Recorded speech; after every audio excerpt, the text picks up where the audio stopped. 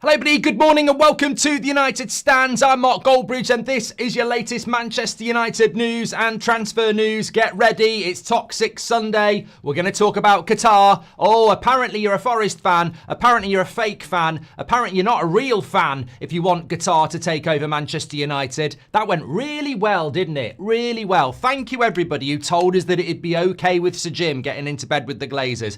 Big congratulations to PSG yesterday. Qatari owned, winning the Champions League as a team. The big message as well has to be they get rid of Mbappe, they build a team. Maybe Man United should be looking to do something like that, which we probably won't do because we've got crap owners. Also, we'll be talking about the latest with Bruno Fernandes as well. There's updates on Gyokeres. Qatar actually apparently are back interested in buying Manchester United. We'll talk about what that means as well. Also got the latest on Marcus Rashford, on Garnacho as well, and a few other bits of transfer news as the transfer window actually opens today. It is June the 1st and the transfer window is open for 10 days. It then closes for 4. And then it reopens again till the end of August. End of August. So, lots to get into on the show. Don't worry. I think we're all used to Toxic Sunday. Basically, what Toxic Sunday is sad, bitter people who don't like the prospect of a new working week starting tomorrow go online and be abusive to everybody else. So expect it. Just get used to it. The reality is there is a breaking story coming out this morning that I think we should discuss. It's coming in from The Telegraph. It's coming in from Sam Wallace. And effectively what they're saying is that despite their withdrawal from the bidding process in October 23, the indication from Qatar is that they are still not abandoned their hope of owning Man United one day. They still believe the opportunity could present itself and nothing has happened since the deal between the Glazers and Sir Jim to diminish that. The best thing they could do if they want to stop that deal is buy the land around Manchester United. I mean, if the regeneration project doesn't happen, that's the end of the Glazers and that's the end of Sir Jim. Everybody knows it. It's got nothing to do with relegation. It's got nothing to do with not being in Europe. If that regeneration project doesn't happen, they're potless. They need private investment. They need government backing. They need what Sir Jim has put in place that the Glazers never could. And that's why they're working together. So if the Qataris really wanted to buy Man United, I do call bullshit, really, because they're not stupid people and they've got money. So they could easily have figured this out a long time ago. Like that document was there from the Glazers in 2017. Before even talking to the Glazers, Qatar should have just bought a load of that land and said, you can't do the regeneration project because we own some of it. I've been knocking on the door of some of them businesses and giving them millions. That's what I would have done. So I don't actually believe Qatar are coming back in for Manchester United at all. I think it's a convenient story. I wish I'd actually predicted it. And I bet some of you wish you did as well. Horrible season for Man United, right on their arse, everything going wrong. Let's drop a story on a Sunday morning that the Qataris would like to buy Man United again. I just think it's predictable nonsense. We've got to get on with what we've got. And I know that sounds stupid from somebody that doesn't trust Sir Jim Ratcliffe and the Glazers, but this is what we got. I said this that Christmas Eve when it was announced. Wasn't what I wanted. We lost. We just better hope it works out because I don't see an alternative. That regeneration project will happen. That locks Sir Jim and the Glazers in for at least another 20 years, I think, because it's going to take 5 years to build it. Then they'll be reaping the benefits of it for at least 15 years. In fact, even if you're 15, I wouldn't expect to see a United that's not Glazer owned. Like, I genuinely think that this regeneration project turns Manchester United into Glazer owned for decades and decades and decades. I don't see a situation where it doesn't happen. So I think we have to get on with what we've got. I'd love to be sat here saying, I think Sir Jim and the Glazers might sell Manchester United. I don't think so. I think they're here to stay. I don't see a scenario where they go. They've got a lot of money coming into that club. You look at Tottenham. All right, they won the Europa League, but they've had a terrible season. Financially sound. Beyonce's back again. NFL's back again. Best stadium in the UK. Loads of money coming in. It doesn't matter what Spurs do on the pitch, really. I mean, Spurs fans won't want to listen to that, but it doesn't really matter. They're making so much money from that stadium that they're never going to be in trouble. So I think we've got what we've got, and we've got to work with what we've got, really. As much as I'd like to, spend half an hour talking about the Qataris, I think we've got to be real here. It's a fantasy. They'd be there if the Glazers or Sir Jim wanted to sell. They would be there to buy, 100%. But they're not going to sell. They're not going to sell. James A, welcome to the Members Club. The reality is the club should be sold ASAP, but the Glazers want to milk the club till the last drop. Sad what's happening, says Ayus. Thank you very much. Jang Shio, thank you very much. Good morning, sir. Hope all is well. Yes, I hope all is well with you, Owen, as well. So let's get into some of the news. We have got updates on Gyokeres. We have got updates around Garnacho, Bruno as well. But I just want to say this right at the start of the show, by the way. I'm sure many of you watched the Champions League final last night.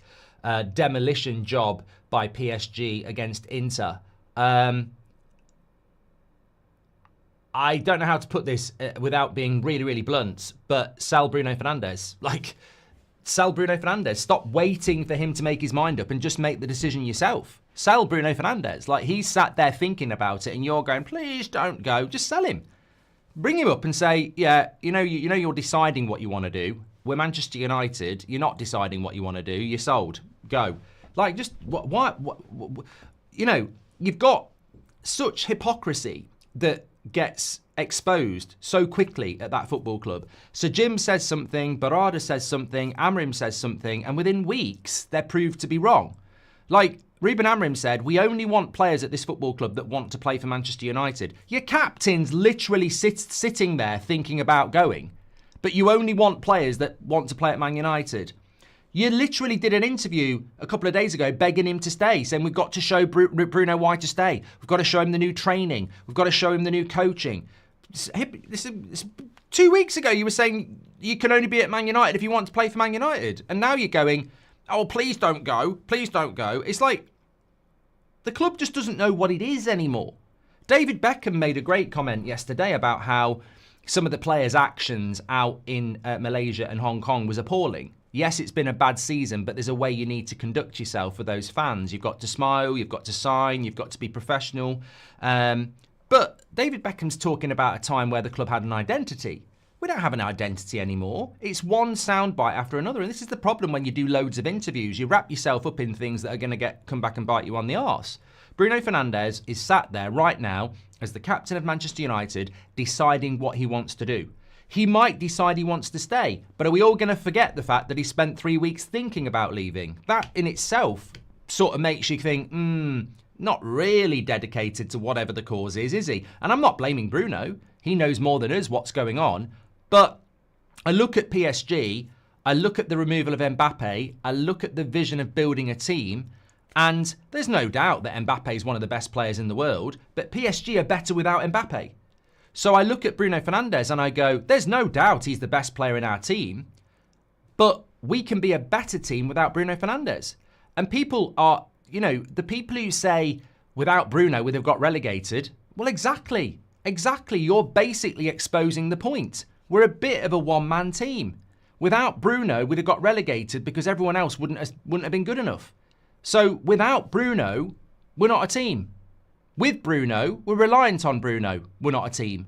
So you've basically solved your own problem. All these people going, we can't let Bruno go. If we didn't have Bruno, we'd have got relegated. You've literally just solved the problem for us. What you're saying is without Bruno, we get relegated. Because we're basically nothing without Bruno. So, little bit like PSG with Mbappe then, isn't it?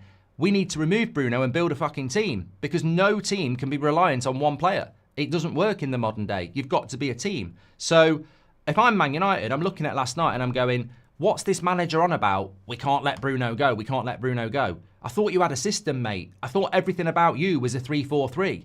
I thought 3-4-3 was your thing. I thought 3-4-3 was the thing we've got to build for you. I thought you needed a pre-season for 3-4-3. You're now talking about Bruno Fernandes, a player you didn't buy, Ollie bought, and you're going on like he's the be-all and end-all. I'm not seeing that in the rest of the world football, to be honest with you. In fact, I'm seeing a team that's the best team in the world who removed their best player to build a team. And I think that's what we need to do. I think it's very, very, very obvious that's what we want. That's what we need to do.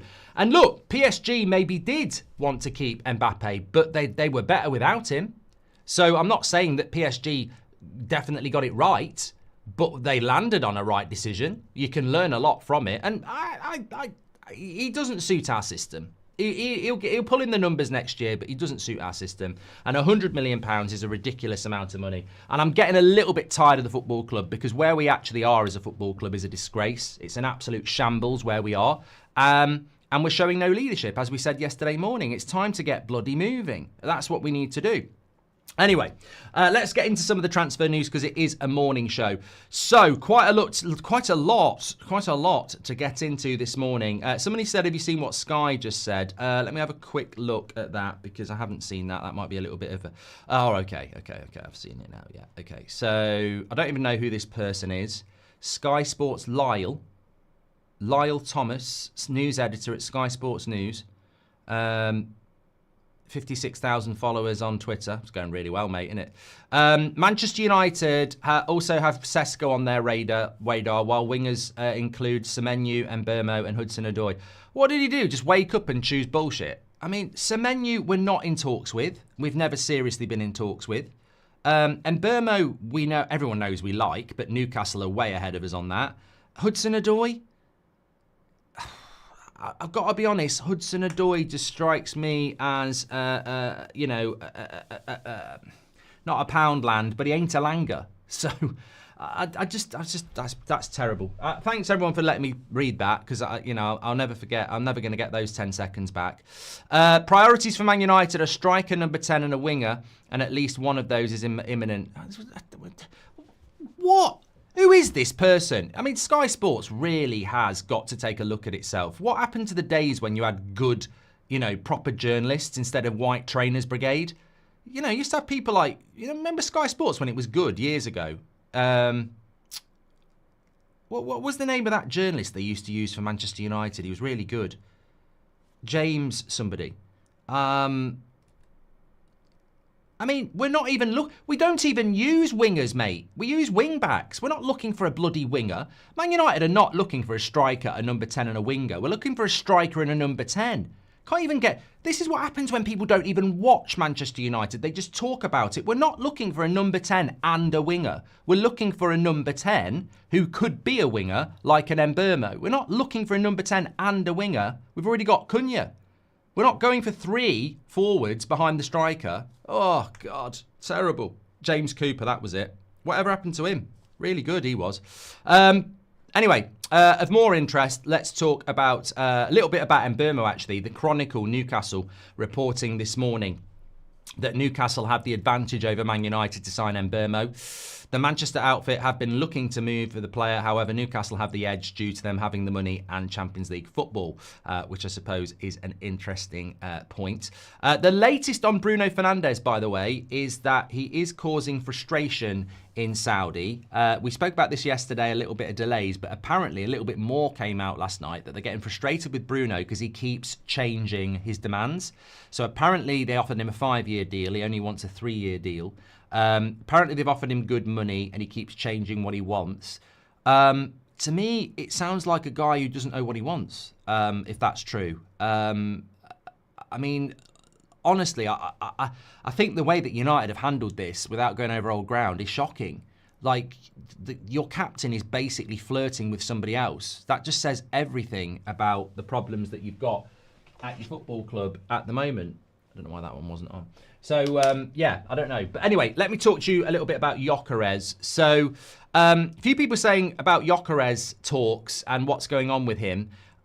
Look, it's not breaking news. The situation before the Europa League final from Fabrizio Romano and a couple of others is that Manchester United were very strongly interested in Gyokeres. Where we are at the moment is that we're still very interested in Gyokeres. Ben Jacobs was talking about this on the show with Beth on Friday. Man United really would, and Ben Jacobs said it on Friday. I wouldn't be surprised if United made a move for Gyokeres again, but it's just a very difficult deal to do because of his situation with, being one of the better strikers in Europe and wanting to play Champions League football, which we can't offer and probably can't offer next year.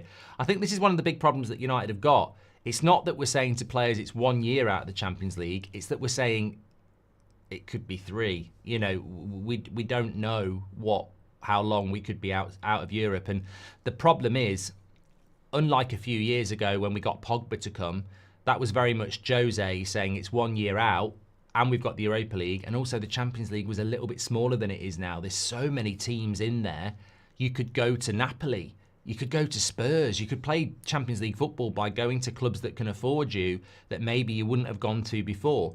One club he's not going to go to is Barcelona. Deco has said that they're not looking for a striker. So, but I don't know how many clubs you can tick off before he ends up coming to Man United, is what I'm trying to say.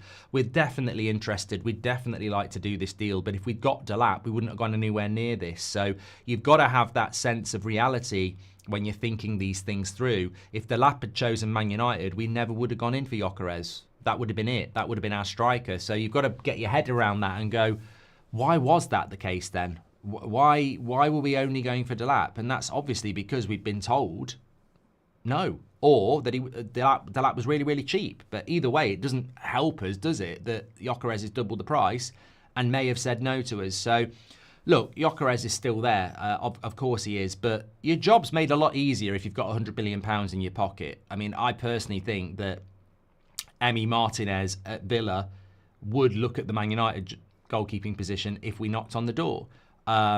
If you've got that £100 million from Bruno Fernandes, I think you can go and knock on the door for Gyokeres and for Emi Martinez with a substantial wad of cash and say, you know, we actually believe that we bring you two in and a couple of other players and we can be in the top 5 next season back in the Champions League.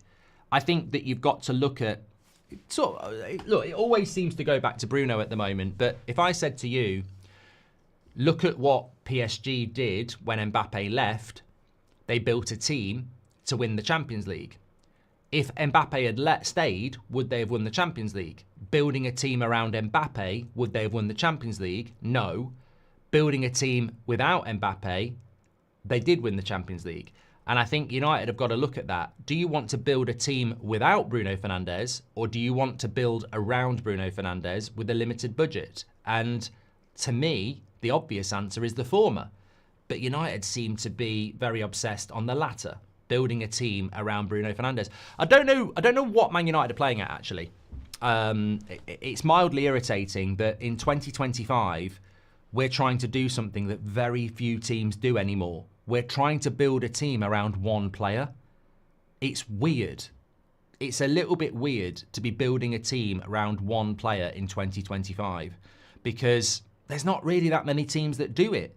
Barcelona don't build their team around Yamal.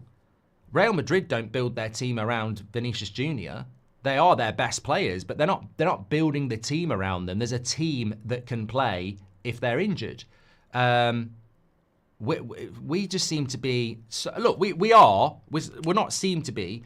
We're completely locked in on Bruno. I've said it so many times. When he doesn't play, we're worse. When he comes off, we're worse. We're so obsessed around this. United have gotten B and C options for years and we're crap at player development. No surprise we're a mid-table team, says Marlowe. When do you see us getting top 5, says United. When do you see us getting top 5 yearly, says Reflex. Mate, I think that I think all of us would agree that if we had a better team... The amazing thing about football that people don't really think about, and I certainly don't think Sir Jim or the Glazers do because they're playing the game they're playing, is that at the end of the season, everything resets. And at the start of the season, everybody starts with the same points. So the only reason I'm sat here saying that we'll be nowhere near top 5 is because that squad's nowhere near good enough. We finished the season in the bottom half of the table and we're miles away.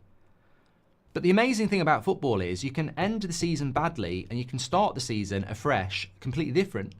So if you gave me a top goalkeeper, a top midfielder, 2 top number 10s and a top striker, I'd probably say instantly we're in and around the top 6. It's a reset every year, but where we are at the moment, mate, I can't put us in the top 5 because I don't know what we're going to do. But I think, look... The reality is that if United weren't sinking in debt and had rich owners, then you would have a completely different Man United side starting the season next year full of talent. And suddenly, I think you'd be back in the Champions League in a year, which would be a dream for us next season. The weird thing about Gyokeres is it's eerily quiet. Maybe an agreement has been made, not sure, says Alonso. Look, the great thing is that I'm actually quite pleased that the transfer window is open today. Normally it doesn't open until the middle of June. The fact that it's open today, I don't see the point on people waiting. Obviously it's a Sunday today, so we might not get here we goes and bombers, but I expect next week to see some happening because some people want to do business because of the Club World Cup. Some people want to do business because they want to have players ready for pre-season. So I'm hoping that things are going to happen. I do agree with you. The Gyokeres deal being quiet sort of makes me think something's being done. I just can't figure what it is. I think it's an international week as well this week as well. Uriam, welcome to Members Club. Thank you very much. Amorim says, Z's boss says, Amorim would not wait to sell Bruno for selfish reasons, which is understandable. Portuguese captain and #1 player he has on his side in the dressing room. Club has to do what's best for the club. And Emily Derry says, at a time where we need to be decisive, our owners dither. A clear decision on Bruno clears up a lot of murky pile of crap, says Emily Derry. I think it's just the way you are as well. Like, if I was running a football club, and put yourself in this situation, if you were running a business, pub, carpenters, buildings, whatever, you run a business, and one of your best workers is tapped up by a rival, and they're sat there going, yeah, I just need to think about this, and they're thinking about it. At what point do you just keep begging and saying, please stay, please stay, please stay? At what point do you go, you know what? If he ends up going, we look really weak, and there's a big chance he's going to go. We need to be on the front foot here. Like, are we that reliant on this person? Is the business going to fall apart if he goes? Or actually, do we move on and survive in a better way and learn from this? But United just seem to be so weak. I have a United Stand membership before an MUTV membership. The perks are better here, says James. Thank you, pal. Hope you're doing well. Dom says, I think we'll do well this season. Last time Chelsea won the league was when they were out of Europe. Can't deal with one like our last, says Dom. I think there's absolutely no reason to be optimistic about next season at the moment, Dom. I wouldn't rule it out being a good season next year, but I think right here, right now, we're in a worse position at the start of next season than we are at the end of last season. Like, we've done nothing. Cunha's coming in. We don't know what's happening with Bruno. Garnacho's going to go. Rashford's going to go. I'm sure we'll end up in a better position, but at the moment, it's tough. We don't even know.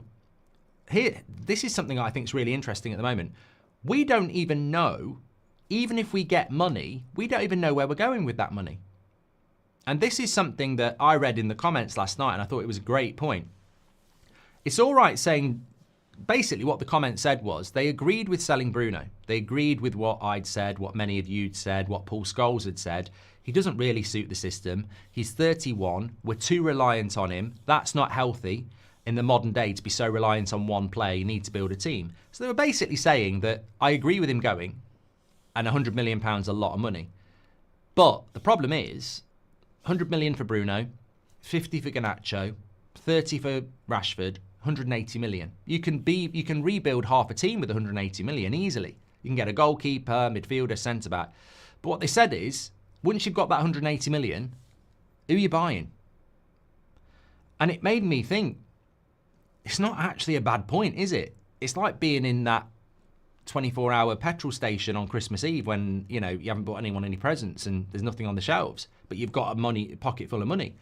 What would we buy with that money now? Because we've left it late again, haven't we? We've dithered. Like, we didn't get Delap. There's a lot of people talking about Mbeumo. There's a lot of people talking about shit that they don't know anything about.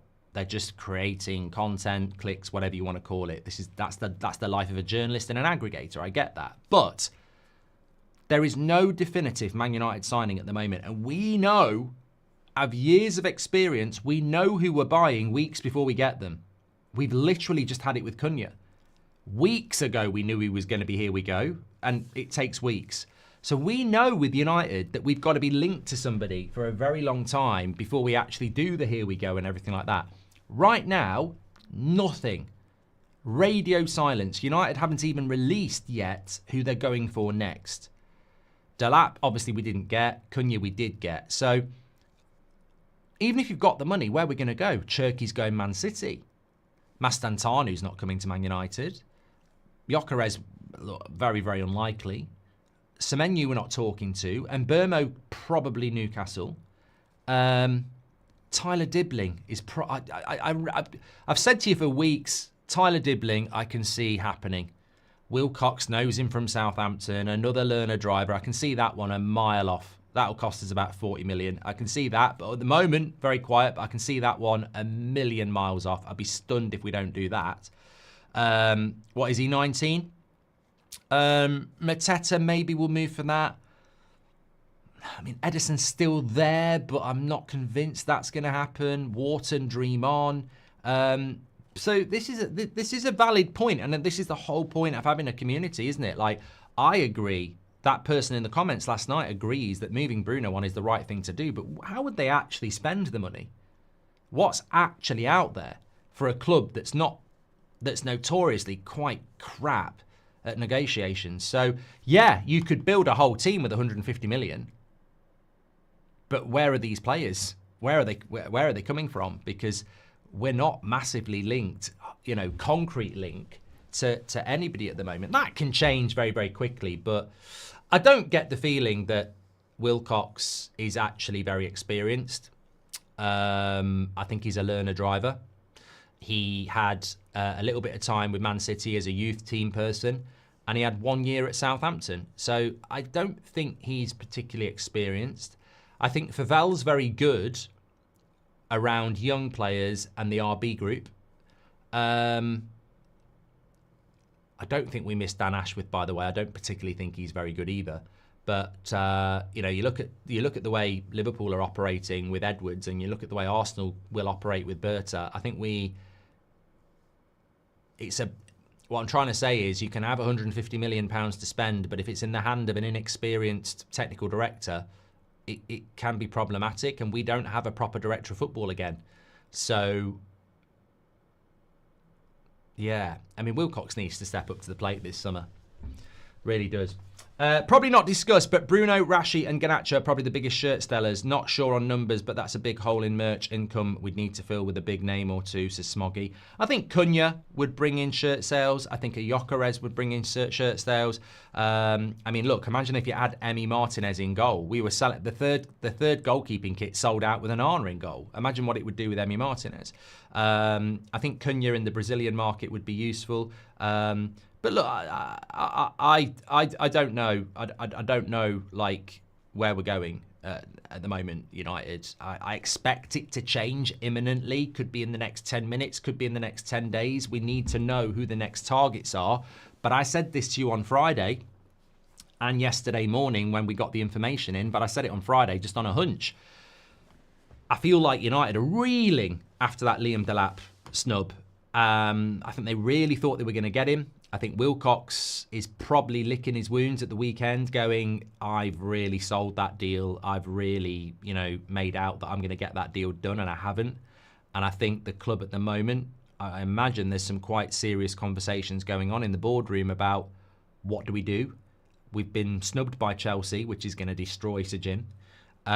We've got Bruno, our captain, thinking about leaving. Cunha is a good signing, but it's sort of been lost because every fan knows it's not enough. So where are we going next? What are we doing next? What is the plan? And I think that's what we're waiting to see. And I expect this week we'll start to get a plan. I'm not going to say we're just going to dither through the transfer window. I don't think that will happen. It's never happened. But I think they need to decide their direction. 1 Inch Wonder says, I'm still laughing at 30 million for Frimpong and we've got Delo. I mean, that Frimpong deal, incredible. Absolutely incredible.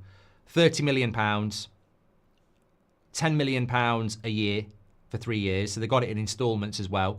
And they basically got him for nothing this summer because the £10 million they need to play Leverkusen, they've just had from Real Madrid for a player that's out of contract, Trent, so they can have him a month early. So they've basically got Frimpong and a free until next year when they pay instalment 2.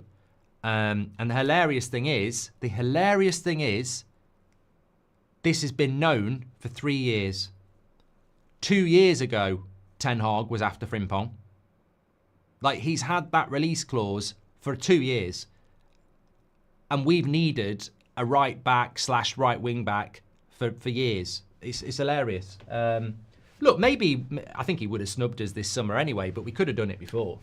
Why aren't we trying to find a buyer for Rashford? I've got something on Rashford and Garnacho in a moment, Bilal. Use Scott McTominay as an example. I'd offer him to Napoli. Robert McCormack says we might get Gyokeres due to his options. Watkins as well, says Robert. I'd take Watkins. I know a lot of people wouldn't, but I would. Hi, Mark. What's fascinating is if the club trusted itself to sell, they would already buy players. We clearly have a horrible business team, says Caleb. Yeah, I think what you're saying there is if you know you're selling, why aren't you buying? It's the old thing. Sell to buy is a really bad strategy if you've got to sell first. If I knew I was getting £50 million for Garnacho next month, I'd be spending that £50 million now negotiating with clubs that don't know we're going to sell Garnacho. Probably not discussed, but Bruno, Rashford and Garnacho, I've done that one from Smoggy. Nigel Flynn says Sancho, Rashford, Casemiro, Bruno, all on 300k a week. If they all go, that's 75 million a year in wages, says Nigel. Yeah, but where does that money go? Does it go on debt? Does it go on, other things? Does it go on transfers? We've literally no identity right now as a club, says Sanil. Nick says, catching up from the start of the show, and I'm really disappointed in your agenda to now turn people on Bruno. We're lucky if he stays. Mate, it's not an agenda. For somebody that's got Nick Warren coaching in your byline, I hope you don't coach people on management or people skills, because coming out with the word an agenda is just so immature and childish. It's not an agenda when someone has a different opinion to you, Nick. I've explained the Bruno thing quite extensively since the Europa League final. Before the Europa League final, I wouldn't have sold Bruno, and I was dead against it, and the videos are there. The reason I'm selling Bruno is because the club's on its arse, and if the club is on its arse, then it needs to take drastic action, and it needs a lot of money, and it needs half a team. And apparently we haven't got any money, and somebody's offering us £100 million for Bruno Fernandes. So there's the building blocks, basically.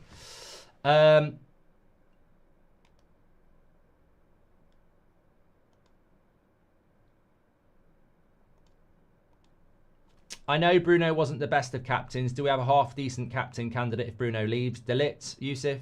It's like learning to ride a bike, says Emily Derry. In order to go faster and farther, you need to take off the stabilisers and go for it. I'd sell Bruno, says Emily. Well, I'm going to do a poll. Who would sell Bruno, actually? We'll do that because, apparently you're all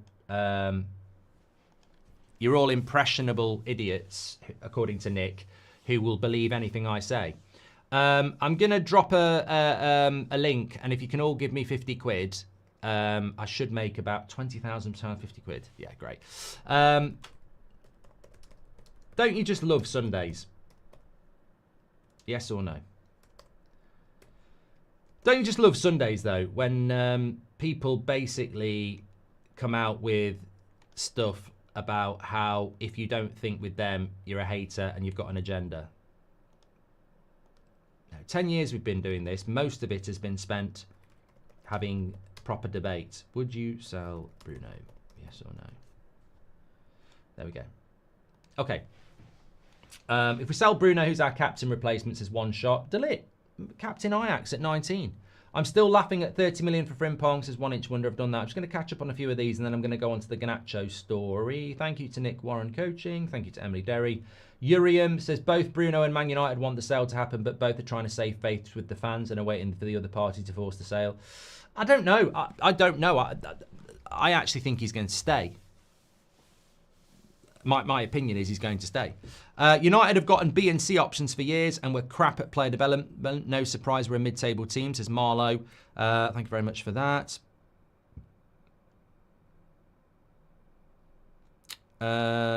Garfield, you've mentioned putting in 2 super chats. I don't know whether you're doing it on purpose to slow the chat down, but there is not one from you in there, and you said the same yesterday, and there wasn't one in there. So you've got your answer. There's not any super chats in from you, so I don't know what you think you're doing because they're not there. Sorry to take some time out there, but Garfield is somebody that's been part of the channel for a very long time. But there's no super chats from you at all. Ideal summer transfer window: Goncalves, Humlen, Gyokeres, 3 Sporting players, and Kevin Trapp, the Frankfurt goalkeeper, says Yusuf. Nigel says, you've explained this Bruno situation so many times. The issue with people, they listen to something and then interpret it in their own world, says Nigel. Very good observation on the human brain, actually. The amount of times I'll look at the comments and somebody hasn't watched the video. I'm still laughing at I've done that one as well. If the debt was wiped clean, would we be more profitable or in deficit based on salaries? No European football. Killen, if this football club wasn't in debt, we would be one of the powerhouses of world football. We are in debt and have been in debt for 20 years, and we maintain that debt off our own revenues, not because people give us handouts. This club is loaded. It's just loaded with debt. So we've got debt of about £700 million. That costs us between 30 and 60 million a year in debt interest. Doesn't bring the debt down. We just pay the interest. So the 700 million stays and we pay interest to the people that we owe that money to. That's this football club. So 30 to 60 million pounds every year that we make services the debt that we didn't put on the club. So you take away that debt, this football club is wealthy. And we've spent £1 billion on transfers in the last 10 years anyway, but imagine how much more money we would have. Imagine the stadium we could build. So never forget what this debt is to the club. It's crippling. Why would we go for Emi Martinez? He's 32. Caden, 32, goalkeeper, is prime. Nothing, 32 for a goalkeeper is not old. It's their prime. So, look, I'd take Emi Martinez and Gyokeres today. I said it last night. I'd sell Bruno and take Emi Martinez and Gyokeres today, and I'll live with the consequences next season. And I think I'll be right. Obviously, he'd missed the first 3 games of the season because he got sent off against us. But I think with, yeah, look, as Nuri says, we signed Van der Sar at 35. Definitely. Okay, let me talk to you about Garnacho because obviously Garnacho's under fire at the moment. Everybody's talking about Bruno and incomings, but we should probably take a minute or two just to talk about Garnacho and Rashford. I think with Marcus Rashford, all his eggs are in the basket of Barcelona. They really like him. He's the cheapest option, but there are other options there. Luis Diaz has been mentioned as well. I think for Rashford's sake, he needs that Barcelona deal because if it doesn't happen, he's sort of stuck in a situation where it's not the club he wants. And I don't think he'd be looking to take pay cuts to go to people like AC Milan, Napoli, Spurs, etc. So I think with Rashford, the Barcelona story needs to happen. I think it's good for Barca. I think it's good for him and ultimately Man United as well. I just don't know how long it's going to take with Rashford. I think the worst thing that could happen is if Barcelona pull out and go for somebody else. That damages Rashford massively because I think it's a dream move. I just don't know how quickly that deal will happen. So I think the latest with Rashford is basically how quickly Barcelona can do a deal for him and if they do a deal for him. If they don't, it becomes a very interesting scenario because I don't see a way back to Manchester United. So where would he go? Would it be another loan? I don't know. It could get quite desperate. With Garnacho, again, I'm quite confident on the Garnacho situation because I think it will be quite quick. I expect Garnacho to be a Napoli player by the end of the month. That's from what I was told last week, but also what we were told after the Europa League final is that he's leaving and it's highly unlikely to be Napoli because they were very interested in January. They'd done a lot of groundwork in January. There was even a feeling that he might go in January. Obviously, that didn't happen. Obviously, it's going to happen. They have to part ways. There is no way back. I think what you've seen is a bit of a fallout in December when it was Rashford and Garnacho who didn't make the matchday squad against Man City, which we won. I don't want to think back about last season, but that's a madness, isn't it? We go to the Etihad, we drop Rashford and Garnacho, and we win. I mean, in a season where we got beat by everybody, we went to the Etihad and beat fucking Man City without Rashford and Garnacho. So they'd had a little bit of a falling out. Garnacho worked hard. Amorim appreciated it, and then at the end of the season, they've had another falling out. So it's 2 strikes and you're out.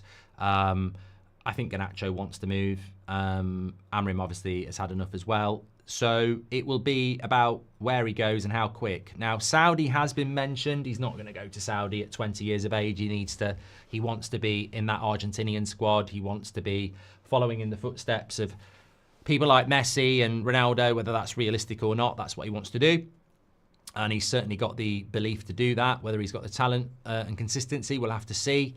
And he certainly doesn't want to be coming back, and Amorim doesn't want him back for pre-season because it's just a distraction, which United don't need.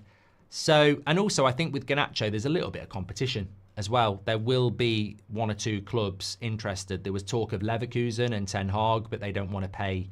They don't want to pay 45 million. I think they want to pay 35. Napoli, obviously, very interested. Atletico Madrid have been mentioned. Saudi been mentioned as well. So I think with Garnacho, it's probably, and I don't know whether he's in the Argentinian squad, actually. I meant to check that. Let me have a quick look. Because we'll be able to predict the timeline very, very quickly.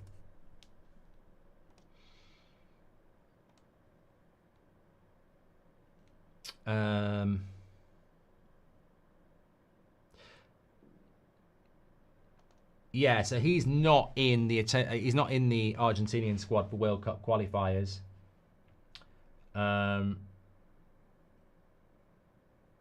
Mastantano got called up, but no Garnacho.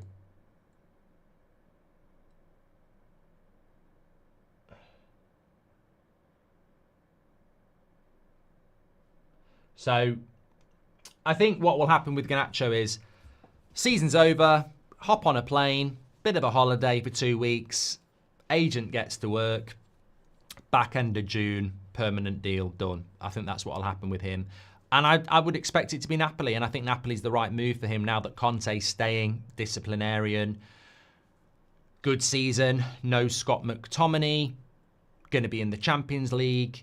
I've already said, look, Napoli's the team I want to watch next season anyway. I think they've got some really interesting players, especially if Kevin De Bruyne goes there as well.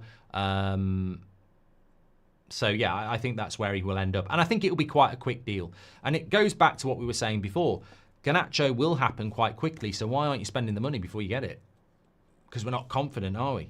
So, yeah, I think that's what will happen with Garnacho. I think it will be quite quick. Sancho, somebody just said, what about Sancho? I mean, I don't know why Chelsea don't just pay the 25 million. I mean, realistically, he's actually done okay for them in the last few weeks of the season. I mean, look, Chelsea's ambition might be why they send Sancho back. Maybe they want something better, but he actually hasn't done that bad for them recently. And for 25 million... I don't know why they wouldn't do it, but maybe Sancho will be heading back. I don't know. The thing about Sancho is I just can't see how he'd fit in the team. He'd be sat on the bench at United again. You're not going to play in the number 10 position ahead of Cunha, Ahmad or Mount or Xerxes. So there's no way back for Sancho at Man United either. But I expect Garnacho to be a very quick one in June because there's a list. And also what you've got to bear in mind is it's the World Cup next year. He's not in the Argentinian squad. And a little bit like Rashford, if you're leaving Man United, you don't want to be doing it in August without a pre-season. Then you start the season slowly, you miss the internationals, and then basically you've only got the March internationals to get in for the World Cup. So you want to be in the internationals in September, October and November. And to be in them, you've got to start the season well wherever you are. So I think Garnacho is going to be pushing for that move very, very quickly. Which benefits United, of course. Omar, welcome to the Members Club. Thank you very much. You're a legend. Agree with Emi Martinez, class and proven, but Gyokeres could be a flop like Anthony, says Ashley. Yeah, a lot of people, I don't know what it is. I don't know what it is about Gyokeres, but I'm seeing a lot of people doubting him, and I don't. Admittedly, my striker assessment is not my strongest area. Obviously, I thought Rasmus would do really well, and miracles can happen. Maybe he will. I didn't think Cavani would be a good signing, and he did do quite well. So I might be wrong, but I just think because he's played the Amorim system, because he is 26 and he has scored a lot of goals in the Champions League as well, which I know the Champions League isn't... Look, for me, the Champions League was the best football I saw this year. And I enjoyed the Premier League, but I think the Champions League this year was brilliant. So I think he would work well. Great commentary on yesterday's game, says Omar, thank you. Likely to end up with James Trafford and Danny Welbeck, says Nick. Thomas Williams, welcome to Members Club. Does selling Bruno mean we get Gyokeres guaranteed? If it's just going to Glazer's pocket, then we shouldn't sell, says Mrs. Stone. I don't think anything's guaranteed. Jason says City have parted company with De Bruyne and we're worried about selling Bruno. Sell him and rebuild, says Jason. Thank you very much. So 82% of you would sell Bruno Fernandes and 18% of you wouldn't. That's not mentioning fee. That is 82%. I think if you're Bruno Fernandes, that needs feeding back. Because, you know, Paul Scholes said it yesterday, a legend of the game, a legend of the club. 82% of you here, I imagine most polls are like that now. It's a problem. And, you know, he's been a great servant to this football club. And I think we're all sad if he goes. But I think because of what happened last season, there is this feeling in the fan base that if there has to be a sacrificial lamb, then there has to be one. I mean, look, Rashford's going. I mean, we've all become accustomed to that. But at the start of last season, if I'd said to you, by next June, Rashford and Bruno would be gone, you'd go, what? So if Rashford can be moved on, Bruno can be moved on, Casemiro can be moved. I mean, there's nobody that can't be moved. Garnacho as well. Imagine that. Imagine if I'd said to you at the start of the season last year in August, by the end of June next year, Rashford, Garnacho and Bruno will be gone. You'd be like, he needs locking up. Breathalyze him. He's absolutely wasted. He must be on drugs. You wouldn't have believed it, would you? It just shows you what football can do. Football can be so unpredictable. And this is why it makes me laugh when people try and, you know, hipster their way to tell us what's going to be and what's not going to be, because you could never have predicted that. Never could have predicted that. I think people are sceptical with Gyokeres because we've burnt in the past by bad purchases. Only one way to find out. So Slow Sports News. San Blanco says, Mark, 100 million for Bruno can get us 4 top quality players paid over 3 years. There's no way we don't get Champions League next season after that. Sacrifice the whole lot. There's no one who's not on the table, says Mrs. Stone. Andre says the Gyokeres is not Premier League proven point is stupid. Aguero, Drogba, Rude, Henry, Salah, to name a few, all from outside, and they're rated as Premier League strike royalty. Thanks you, Andre. If we get Martinez, he'd missed the first few games, says Ben. You're right. And apparently Garnacho's priority is Chelsea from Sky Sports this morning, and Chelsea wants Sancho, but are worried he won't drop his wages, says Bew. I don't think Garnacho's priority is Chelsea, and I wouldn't listen to Sky Sports on transfers unless the year is 2015. Would I take João Pedro? Yes, Max, I would. I think Garnacho's priority is Napoli. I think he, you know, the Maradona thing, the Italian life. I think isn't it Italy that has close connections with Argentina, and Spain, Portugal have close connections with Brazil. I always get that mixed up, but I think Napoli, lovely part of the world, Naples, Champions League football. What you do if you're Garnacho is you've got time on your side. So you go to Napoli at 20. I can't believe we're selling a 20-year-old, by the way, who could go on and be very good. You go to Napoli at 20 for 3 years. You become a really good player, and then at 23, your next move is maybe PSG, maybe Barcelona, maybe back to the Prem.